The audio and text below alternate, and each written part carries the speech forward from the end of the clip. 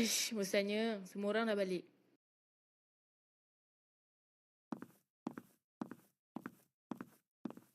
Apa kau buat dekat sini? Tak tahu?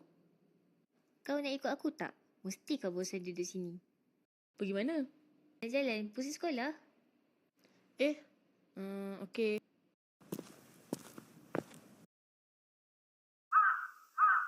Ni bukan ke rumah pengetua yang lama? Jap. Boleh ke kita masuk dalam? Macam bahaya je. Masuk je lah. Tak ada siapa pun dalam ni.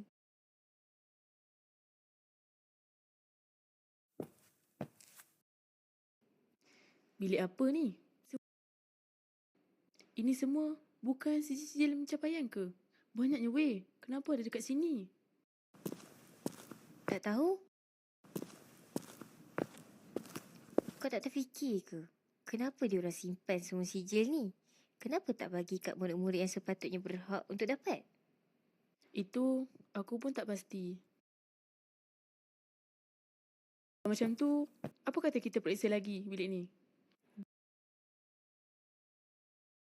Jom.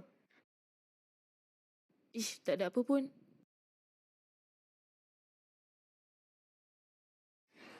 Apa ni? Kenapa? Tak tahu, tapi macam penting. Ada kod pelik dalam ni. Kod? Mana? Aku jumpa buku ni dalam laci meja. Cuba tengok. Kod ni untuk apa sebenarnya?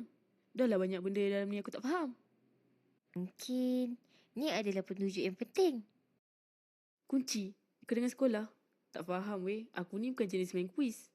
Fikir dulu. Jangan terburu-buru.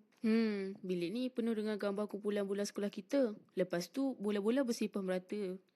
Ni satu kebetulan ke? Aku pun ada ternampak yang setiap bola ni dilabelkan dengan satu nombor dan tarikh pada gambar-gambar. Kutip semua bola ni, kemudian susun ikut gambar dan tarikhnya.